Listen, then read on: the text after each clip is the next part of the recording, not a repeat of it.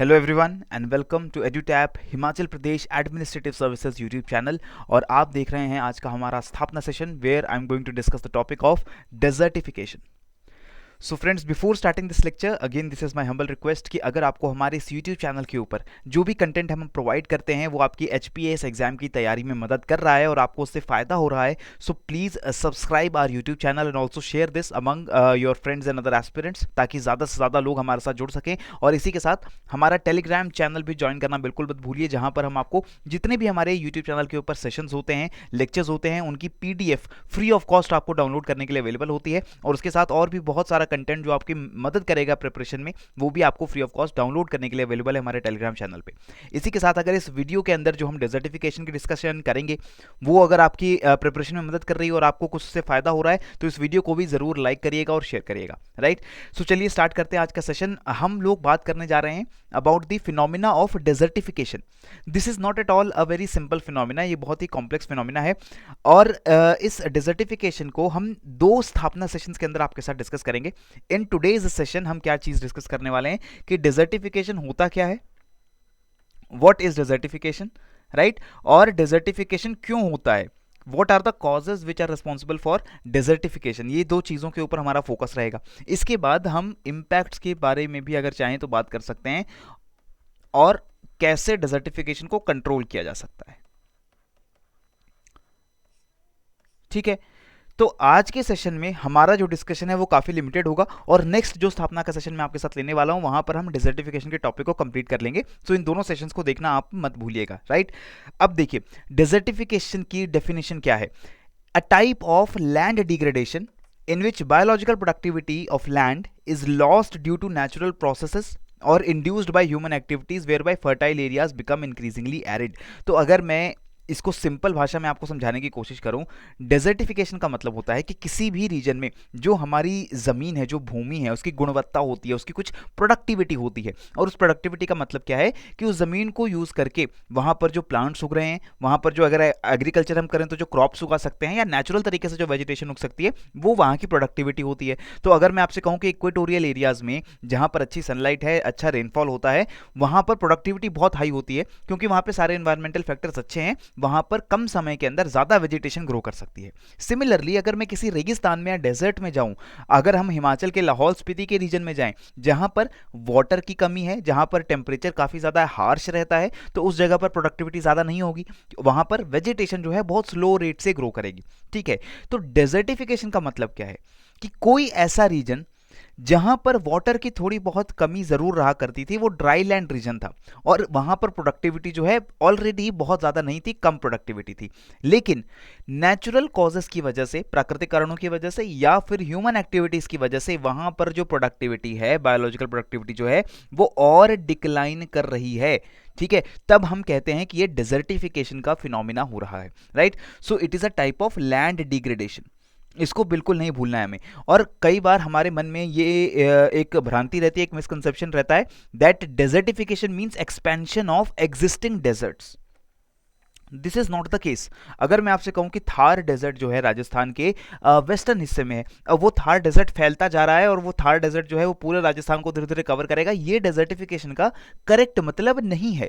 Desertification कहीं भी हो सकता है, ऐसा भी हो सकता है कि वो रीजन डेजर्ट से, रेगिस्तान से काफी दूर हो, राइट। अगर मैं आपको एग्जाम्पल के तौर पर इसको समझाने की कोशिश करूं तो हिमाचल के हमारे राज्य में जो हमारे लोअर हिल स्टेट्स हैं, ठीक है, जहां पर हम लोअर हिल डिस्ट्रिक्ट्स की बात करें या शिमला या सोलन के रीजन की बात करें, वहां पर अगर किसी ह्यूमन एक्टिविटी की वजह से या किसी नेचुरल एक्टिविटी की वजह से लैंड की प्रोडक्टिविटी कम होने लग जाए, वहां पर मॉइस्चर किसी वजह से कम होने लग जाए, वहां पर जो सॉइल में इतना पॉल्यूशन हो गया कि वहां पर जो वेजिटेशन है वो ग्रो नहीं कर पा रही है, या ह्यूमंस ने डिफोरेस्टेशन कर दिया है और डिफोरेस्टेशन करने के बाद बहुत सारा सॉइल इरोजन हो गया, तो ये बहुत सारे अलग अलग कारण हो सकते हैं जिसके कारण वहां पर बायोलॉजिकल प्रोडक्टिविटी कम हो जाए। और ये ओवर टाइम जब बायोलॉजिकल प्रोडक्टिविटी वहां पर कम होगी तो हम क्या कहेंगे कि ये लैंड का डिग्रेडेशन हो रहा है और इसका डेजर्टिफिकेशन हो रहा है, ये रेगिस्तान बनती जा रही है, ठीक है। इसके साथ आपको ये भी पता होना चाहिए कि desertification is both a cause and effect of land and soil degradation done by humans. Land और सॉइल का डिग्रेडेशन का सिंपल मतलब होता है कि लैंड और सॉइल की क्वालिटी में कोई कमी आ गई है, और डिग्रेडेशन लैंड और सॉइल के जो डेजर्टिफिकेशन है वो लैंड और सॉइल के डिग्रेडेशन के कारण भी हो सकता है, और डेजर्टिफिकेशन होने की वजह से भी जो सॉइल और लैंड है उसकी क्वालिटी में कमी आती है। तो ये इंटर रिलेशन आपके माइंड में बहुत क्लियर होना चाहिए, राइट। सो डेजर्टिफिकेशन की अगर हम बात करें तो ये पूरी दुनिया का मैप मैं आपके सामने रख रहा हूं। इस मैप में आप देख सकते हो जो डार्क कलर्ड रीजन्स हैं, दीज रेड कलर्ड रीजन्स, यहां पर डेजर्टिफिकेशन होने की जो संभावना है वो बहुत ज्यादा है, ठीक है। और जैसे जैसे ये जो संभावना कम होती है तो रेड से orange and yellow and green ये हमारा चार्ट चल रहा है। तो अगर आप इंडिया के ऊपर फोकस करोगे, ठीक है, तो अगर हम इंडिया के ऊपर फोकस करें तो हम देख सकते हैं कि जो हमारे इंडिया का वेस्टर्न हिस्सा है यहां पर डिजर्टिफिकेशन होने के बहुत ज्यादा हाई चांसेस हैं। कारण क्या है इसका? कारण बहुत सिंपल है। डिजर्टिफिकेशन होने का मतलब है कि नेचुरल या ह्यूमन कॉजेस की वजह से वहां पर वेजिटेशन की जो ग्रोथ है, प्रोडक्टिविटी जो है वो डिक्लाइन कर रही है, ठीक है। और ये प्रोडक्टिविटी डिक्लाइन उन रीजन्स में ज्यादा करती है जो अक्सर एरिड या सेमी एरिड होते हैं, यानी जहां पर ऑलरेडी वाटर की थोड़ी कमी है, जो मॉइस्चर है उसकी थोड़ी कमी है, और वेजिटेशन ग्रोथ का रेट बहुत ज्यादा नहीं है। और ये हमें पता है कि हमारा जो वेस्टर्न इंडिया है, गुजरात का रीजन हो, राजस्थान का रीजन हो, पंजाब का सदर्न रीजन हो, वहां पर इसकी जो संभावनाएं सबसे ज्यादा रहती है। हिमालयाज में हमारे राज्य हिमाचल के अंदर बहुत ज्यादा हम कह सकते हैं प्रोबेबिलिटी या संभावना डेजर्टिफिकेशन की अभी नहीं है। लेकिन हम देखते आ रहे हैं कि ग्लोबल वार्मिंग हो रही है, हम देखते आ रहे हैं ह्यूमन एक्टिविटीज हिमाचल में किस तरीके से बढ़ती जा रही हैं, तो उस केस में जरूर डेजर्टिफिकेशन जैसी जो चीजें हैं वो हिमाचल में भी फैल सकती हैं। This is also true for south India, peninsular India. Peninsular India का जो ड्राई रीजन है, जो ईस्टर्न और वेस्टर्न घाट्स के बीच में पड़ने वाला रीजन है, अगेन मैं अगर आपको ये दिखाऊं, वेस्टर्न और ईस्टर्न घाट्स के बीच में जो पड़ने वाला रीजन है, कर्नाटका का, तेलंगाना का, आंध्र प्रदेश का जो रायलसीमा रीजन है, this is a dry region, और यहां पर भी डिजर्टिफिकेशन होने के चांसेस बहुत ज्यादा रहते हैं। क्लियर हो चुका है? तो अब डिजर्टिफिकेशन के बारे में जब हमें पता लगा तो कॉजेस पता चलने चाहिए, क्या कारण हो सकते हैं डिजर्टिफिकेशन के। सबसे पहले क्लाइमेटिक वेरिएशंस, मौसम में, जलवायु में होने वाला बदलाव। Frequency and intensity of droughts अगर बढ़ती है किसी रीजन के अंदर तो ऑटोमेटिकली वहां की जो बायोलॉजिकल प्रोडक्टिविटी है वो कम होगी। इसी के साथ क्लाइमेट चेंज में हमें पता है कि ग्लोबल टेम्परेचर्स इंक्रीज हो रहे हैं, ग्लोबल टेम्परेचर्स इंक्रीज होंगे, हर जगह तापमान बढ़ रहा है, उससे क्या होगा? इवेपोरेशन बढ़ेगा। इवेपोरेशन यानी कि जो मॉइस्चर है सॉइल के अंदर, मॉइस्चर है हमारी वाटर बॉडीज के अंदर, ग्राउंड वाटर के अंदर, वो धीरे धीरे करके एटमॉस्फेयर के अंदर लॉस्ट होगा, और ऐसा जब होगा तो एनवायरनमेंट में वाटर की कमी होगी ताकि वो वेजिटेशन ग्रोथ को सपोर्ट कर सके। तो ये क्लाइमेटिक वेरिएशंस की वजह से आपका डिजर्टिफिकेशन होता है। फॉल्टी एग्रीकल्चरल प्रैक्टिसेस, ये बहुत ही इंपॉर्टेंट और बहुत ही कॉमन कॉज है हमारे डिजर्टिफिकेशन होने का। खेती करने का, एग्रीकल्चर करने का तरीका अगर सही ना हो किसी जगह पे तो वहां की जो सॉइल है, वहां की जो लैंड है, उसकी प्रोडक्टिविटी बहुत तेजी से उसमें गिरावट आती है। जैसे कि टिल क्रॉपिंग करना, यानी कि जमीन को हम जोतते हैं, जोतते का मतलब है कि हम किसी प्लाऊ को यूज करके, हम किसी इंस्ट्रूमेंट को यूज करके सॉइल का जो टेक्सचर है उसको डिस्टर्ब करते हैं ताकि हम वहां पर जो सीड्स हैं उनकी सोइंग इजीली कर सकें। तो ये हमारे एग्रीकल्चर को आसान बनाने के लिए तो बहुत सूटेबल है, लेकिन ये सॉइल की जो क्वालिटी है उसको बहुत ज्यादा डिस्टर्ब करता है। सिमिलरली ओवर इरिगेशन करना, जरूरत से ज्यादा पानी देना सॉइल को, उससे सॉइल के सारे न्यूट्रिएंट जो हैं वो वॉश आउट हो जाएंगे। एक्सेसिव फर्टिलाइजर इनपुट, ज्यादा खाद, ज्यादा फर्टिलाइजर, ज्यादा केमिकल इनपुट डालना जिससे सॉइल का केमिकल इंबैलेंस होगा। इंटेंसिव एग्रीकल्चर करना ड्राई लैंड एनवायरमेंट्स के अंदर, जहां पर ऑलरेडी वाटर की कमी है वहां पर आप इंटेंसिव एग्रीकल्चर करें, वहां पर आप बहुत ज्यादा केमिकल इनपुट्स डाल के बहुत ज्यादा प्रोडक्टिविटी लेने की कोशिश करें, तो वहां पर आपकी डेजर्टिफिकेशन होने के चांसेस बढ़ते हैं। इसका एक बहुत अच्छा एग्जांपल है पंजाब का। पंजाब और हरियाणा में हम जानते हैं कि ये जो दोनों स्टेट्स हैं यहाँ पर पानी, फ्रेश वाटर सोर्सेज अच्छे खासे अवेलेबल हैं, यहाँ पर रिवर्स का नेटवर्क अच्छा है पंजाब में, हरियाणा में नहीं है। पंजाब में बहुत अच्छा रिवर का नेटवर्क है, लेकिन फिर भी पंजाब का जो क्लाइमेट है वो semi arid kind of climate बन जाता है साउथ पंजाब में स्पेशली, क्योंकि वहाँ पर टेम्परेचर हाई होते हैं समर्स में और इवेपोरेशन का रेट ज़्यादा होता है। और ऐसे केसेस में पंजाब के रीजन में अगर हम बासमती राइस का कल्टिवेशन करें, शुगर केन का कल्टिवेशन करें, ऐसी क्रॉप्स जो कि बहुत ज़्यादा इरीगेशन मांगती हैं, तो वो इरीगेशन आप जरूर दे देंगे, क्योंकि आप सतलुज से, आप दूसरी रिवर से, कैनाल से वाटर लेकर के अपने फील्ड्स में पानी जरूर दे देंगे, लेकिन इवेपोरेशन ज्यादा होने वाला है और वहां के जो क्लाइमेटिक कैरेक्टरिस्टिक्स हैं वो उस एग्रीकल्चर को सपोर्ट नहीं करेंगे, तो इससे होता है डेजर्टिफिकेशन। और धीरे धीरे पंजाब की जो जमीन है वो क्या होती जा रही है, वो एरिड कंडीशंस की वजह से, सूखा होने की वजह से वो बंजर होती जा रही है। ये है डेजर्टिफिकेशन, राइट। इसके बाद हम बात करते हैं सॉइल पोल्यूशन। अलग अलग कारणों से, हमारी कंस्ट्रक्शन एक्टिविटीज़ की वजह से, या फिर जो हम सीवेज के सिस्टम्स हमने बिछा रखे हैं उसमें से कुछ लीकेज हो, या फिर हम वेस्ट डंपिंग कर देते हैं ओपन ग्राउंड में, हम लोग जितना भी हमारा वेस्ट है उसको डंप कर देते हैं, लैंडफिल्स बना देते हैं, तो ये हार्मफुल केमिकल्स जब सॉइल के अंदर जाएंगे तो उसकी प्रोडक्टिविटी कम होगी, और अगेन सॉइल पोल्यूशन की वजह से, बायोलॉजिकल प्रोडक्टिविटी कम होने की वजह से डिजर्टिफिकेशन हमारे रीजन में हो सकता है। ठीक है, और ये डिजर्टिफिकेशन हम किसी ऐसे रीजन में भी देख सकते हैं जहां पर ऑलरेडी वाटर की कमी ना हो, लेकिन हमने सॉइल को इतना ज्यादा पोल्यूट कर दिया है कि सॉइल के अंदर वाटर नहीं बच पा रहा है और वहां पर डिजर्टिफिकेशन हो रहा है। Right, next comes unsustainable land use practices. जमीन को गलत तरीके से इस्तेमाल करना, सिर्फ एग्रीकल्चर में ही नहीं, दूसरे तरीकों से भी। जमीन के ऊपर फॉरेस्ट था, हिमाचल के लिए बहुत बड़ी ये एक समस्या है कि डिफॉरेस्टेशन हम हिमाचल की स्लोप्स पे कर रहे हैं, कंस्ट्रक्शन के लिए, नए शहर बनाने के लिए, नई रोड्स बनाने के लिए, फैक्ट्रीज लगाने के लिए, रिजॉर्ट्स बनाने के लिए, कोई भी कारण से। लेकिन इससे क्या होता है, डिफॉरेस्टेशन होगा, सॉइल का इरोजन उससे ज्यादा बढ़ेगा, सॉइल का इरोजन बढ़ेगा तो ऑब्वियसली सॉइल की फर्टिलिटी में फर्क पड़ेगा और वहां पर डिजर्टिफिकेशन होने के चांसेस बढ़ेंगे। ठीक है, एनिमल्स की overgrazing, again very true for our Himachal state. Himachal में हमारी बहुत सारी ऐसी कम्युनिटीज़ हैं जो कि एनिमल हस्बेंड्री को प्रैक्टिस करती हैं, और वो शेफर्ड कम्युनिटीज़ हैं, यानी कि एक large number of sheeps and goats and other animals, उसको हम हिमाचल में रियर करते हैं, और उनके लिए हमें एक बहुत बड़ा ग्रेजिंग का एरिया चाहिए जहां पर ये सारे पशु जाकर चर सके। लेकिन अगर क्लाइमेट चेंज होता है या अगर हम लैंड यूज प्रैक्टिसेस अच्छी नहीं रखते हैं और ओवर ग्रेजिंग होने देते हैं, तो उससे क्या होगा कि ज़मीन की प्रोडक्टिविटी दोबारा कम होगी और हमारी जो डिजर्टिफिकेशन है वो वहां से बढ़ेगी। ठीक है, similar is also true for lowering of water table and leading to acute water shortage.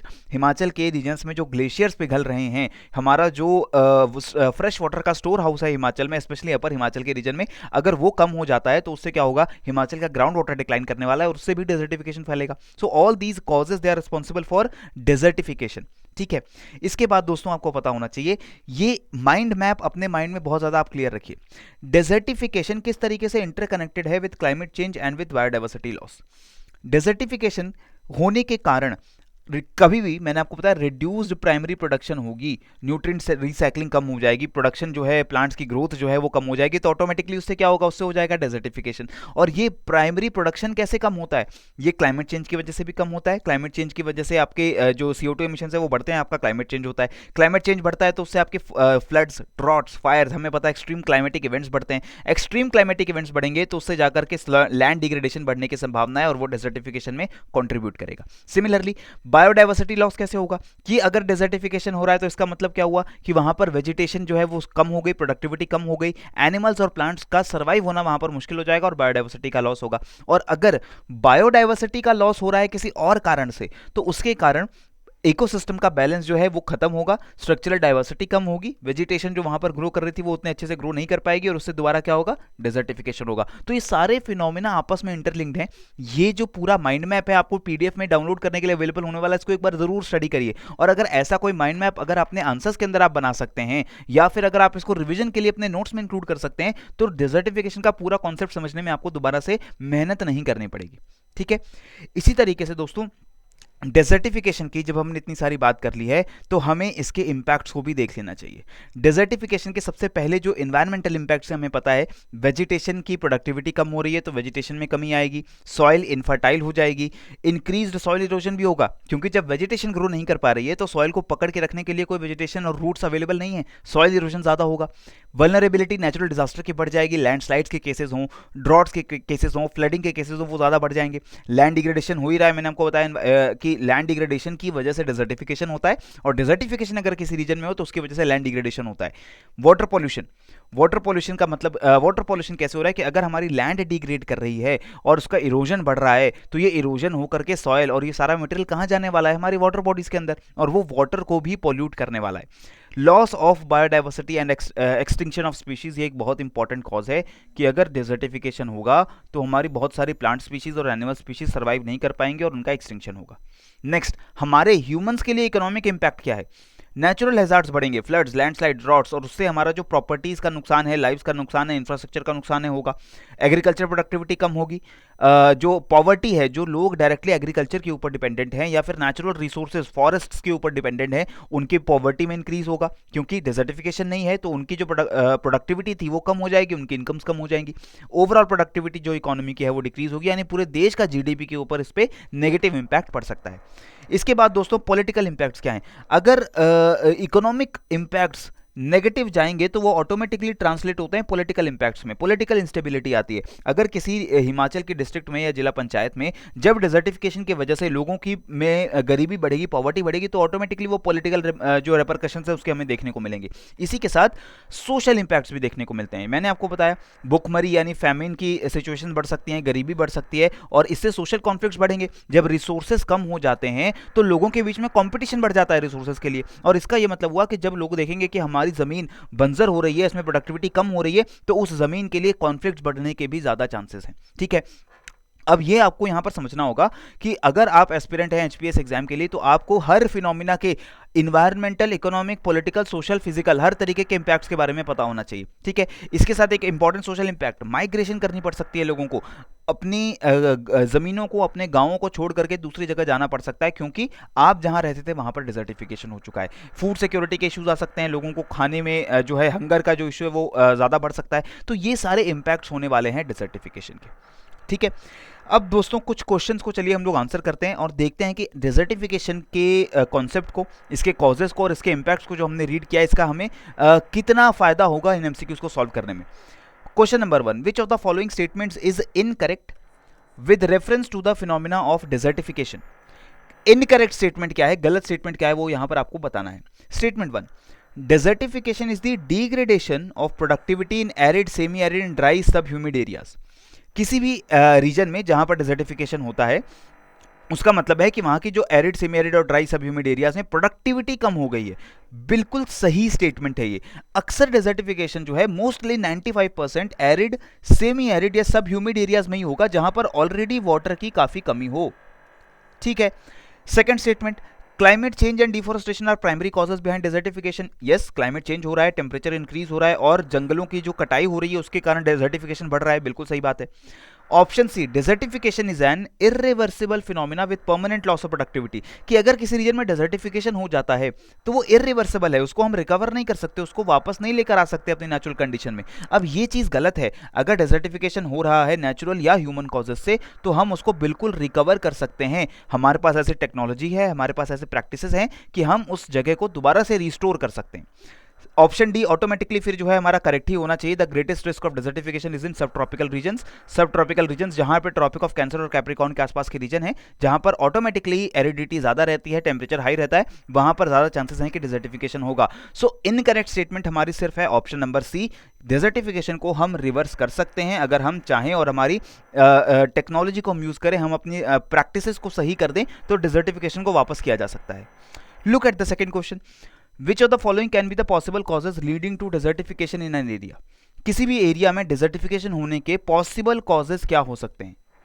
Option 1, सैलिनाइजेशन। सैलिनाइजेशन का मतलब है कि जो जमीन है वो खारी होती जा रही है, जमीन के अंदर सॉल्ट कंटेंट बढ़ता जा रहा है।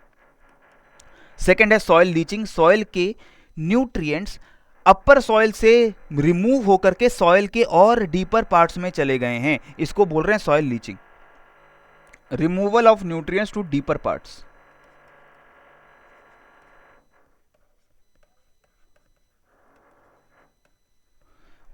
Third statement, gully erosion, erosion हो किसी भी तरीके का, यस, उसकी वजह से डिसर्टिफिकेशन हो सकता है। तीनों कॉजेज, सॉइल में सॉल्ट की कंटेंट बढ़ती जाए, सॉइल जो है वो सैलिनाइज हो जाए तो वहाँ पर प्रोडक्टिविटी जो है कम हो जाएगी, सॉइल की लीचिंग हो जाए, सॉइल के जो न्यूट्रिएंट्स थे वो सॉइल के और गहरे हिस्सों में, डीपर पार्ट्स में चले गए और टॉप सॉइल में वो न्यूट्रिएंट्स नहीं, ऑटोमेटिकली प्रोडक्टिविटी कम हो जाएगी। और गली इरोजन हो जाए, सॉइल की जो टॉप लेयर है वो उसका इरोजन हो जाए, ऑटोमेटिकली प्रोडक्टिविटी कम हो जाएगी। तीनों कॉजेज से सॉइल जो है वो डिजर्टिफिकेशन उसका हो रहा है और therefore the correct answer is option D. Next up let us talk about the third question. दो स्टेटमेंट्स दी गई हैं और करेक्ट स्टेटमेंट आपको बतानी है और इसका आंसर मुझे कमेंट सेक्शन के अंदर आप लोग देने वाले हैं। Desertification occurs only in tropical latitude, सिर्फ ट्रॉपिकल लैटिट्यूड्स में डिजर्टिफिकेशन होता है। और second statement, dry land ecosystems are prime environments for desertification to occur, कि डिजर्टिफिकेशन होने के जो सबसे सूटेबल, सबसे प्राइम एनवायरनमेंट है वो ड्राई लैंड इकोसिस्टम्स हैं जहां पर ऑलरेडी वाटर की थोड़ी बहुत स्कार्सिटी है। मुझे इस क्वेश्चन का आंसर फटाफट से कॉमेंट सेक्शन के अंदर दीजिए और उससे मुझे पता चलेगा कि डिजर्टिफिकेशन की जितनी डिस्कशन मैंने अभी आज तक आपके साथ की है उसका कितना फायदा आप लोगों को हो रहा है। और जो नेक्स्ट पार्ट है जहां पर हम देखेंगे कि नेशनल यानी इंडियन लेवल पे और इंटरनेशनल लेवल पे डिजर्टिफिकेशन को कॉम्बैट करने के लिए क्या स्टेप्स उठाए गए हैं और उसको हम नेक्स्ट स्थापना सेशन में कंप्लीट कर लेंगे। राइट, तो इसी के साथ मुझे दीजिए इजाजत, पढ़ते रहिए, बढ़ते रहिए। जय हिंद एंड जय भारत।